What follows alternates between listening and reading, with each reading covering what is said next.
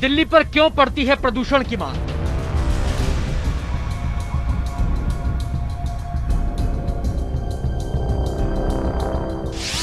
क्यों जहरीली हवा के आगे राजधानी जाती है हार?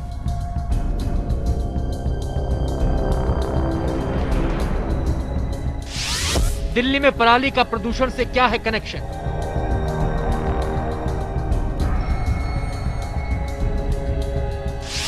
दिल्ली में क्यों लगता है सांसों का आपातकाल?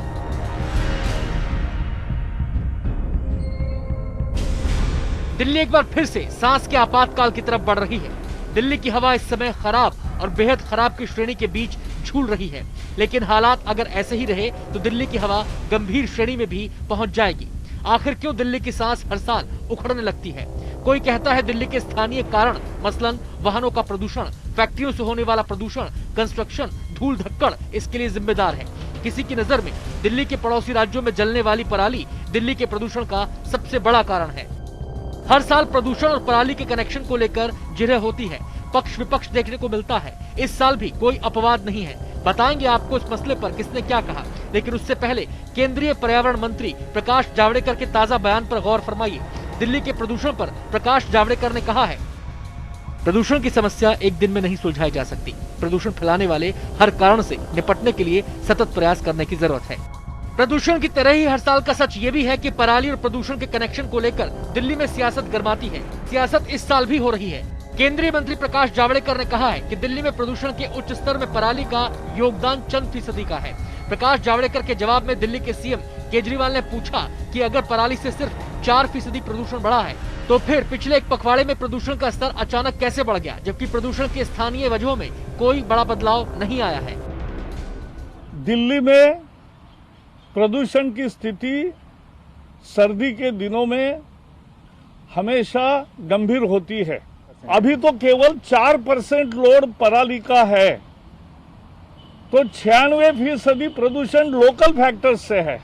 जो पराली जलने की वजह से धुआं दिल्ली आ रहा है उसके बारे में तो हम कुछ नहीं कर सकते, लेकिन दिल्ली में अपने पोल्यूशन को इस वक्त कम करने के लिए जो जो कदम हम उठा सकते हैं वो सभी कदम उठाने चाहिए।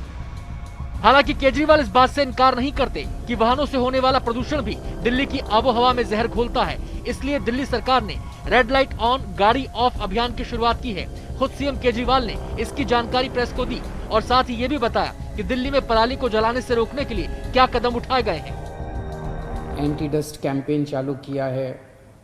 दिल्ली में जो पराली उगती है उसको जलाने की ज़रूरत ना पड़े, उसके लिए हमने बायो डिकम्पोजर पूसा इंस्टीट्यूट द्वारा जो बनाया गया उसका इस्तेमाल शुरू किया है। इलेक्ट्रिक व्हीकल पॉलिसी अनाउंस की है, ट्री ट्रांसप्लांटेशन पॉलिसी अनाउंस की है, कई सारे कदम हमने उठाए हैं। नासा के सैटेलाइट से ली गई तस्वीरों में पंजाब के अमृतसर, पटियाला, तरन तारण और फिरोजपुर और हरियाणा के अंबाला, राजपुरा में बड़े पैमाने पर खेतों में पराली जलाए जाने की घटना सामने आई है। पराली को लेकर भले ही सियासी बयानबाजी हो रही हो, लेकिन खुद केंद्रीय प्रदूषण नियंत्रण बोर्ड के आंकड़े बता रहे हैं कि पराली के कारण दिल्ली के प्रदूषण में इजाफा हुआ है। सीपीसीबी के मुताबिक 2 दिन में पराली ने बढ़ाया दिल्ली का प्रदूषण। 17 तारीख को प्रदूषण में पराली की हिस्सेदारी 19% दर्ज की गई। 15 तारीख को प्रदूषण में पराली की हिस्सेदारी 6% थी। 15 से 17 अक्टूबर के बीच प्रदूषण में पराली की हिस्सेदारी में 13% का उछाल आया है। भले ही प्रदूषण में पराली की हिस्सेदारी को लेकर सियासत हो, लेकिन प्रदूषण की समस्या गंभीर है और दिल्ली की सांसें आफत में हैं। ये दिल्ली सरकार भी जानती है और केंद्र सरकार भी। लिहाजा दिल्ली की हवा में जहर घुलता देख इससे निपटने के उपायों पर भी अमल शुरू हो गया है।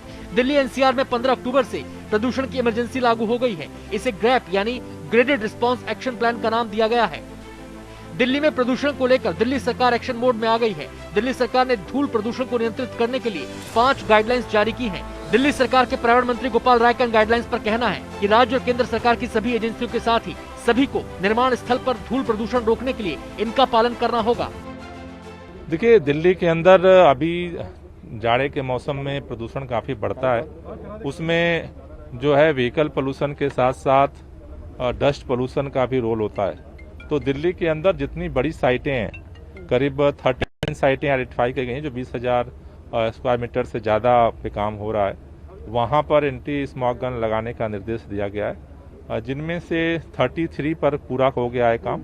लेकिन अभी 6 साइटें ऐसी हैं बड़ी जहाँ पर अभी एंटी स्मॉग गन नहीं लगाया गया है, जिनके खिलाफ कार्रवाई की जा रही है। DDA, MCD, central agency, PWD, बाढ़ नियंत्रण विभाग या किसी भी सरकारी विभाग, व्यक्ति या निजी संस्था की ओर से निर्माण कार्य कराए जाने या तोड़फोड़ कराने के लिए 5 दिशा निर्देशों का पालन करना जरूरी है। सभी संबंधित विभागों को निर्देश दिए गए हैं कि वो ये सुनिश्चित करें कि प्रदूषण से संबंधित दिशा निर्देश का पालन हो। अब इन गाइडलाइंस के बारे में जान लीजिए। निर्माण या किसी तरह की तोड़फोड़ करते समय निर्माण स्थल को ढकना होगा। निर्माण की ऊंचाई से 3 या 10 मीटर ऊपर तक टीन या त्रिपाल से कवर करना होगा। निर्माण या तोड़फोड़ वाले स्थान पर पानी के छिड़काव की उचित व्यवस्था होगी। धूल को दबाने के लिए पानी का लगातार छिड़काव करना जरूरी होगा। 20,000 वर्ग मीटर से अधिक क्षेत्रफल वाली जगह पर एंटी स्मॉग गन लगाना जरूरी होगा।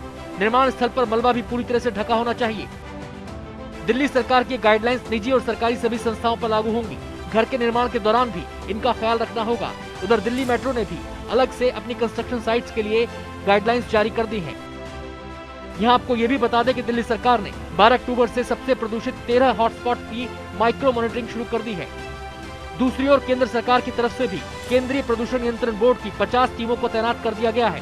ये टीमें फील्ड में प्रदूषण के हालात पर नजर रखेंगी। मतलब साफ है कि सरकारें हालात की गंभीरता को समझ रही हैं। अब देखना ये होगा कि इन कदमों से दिल्ली को कितनी राहत मिलती है।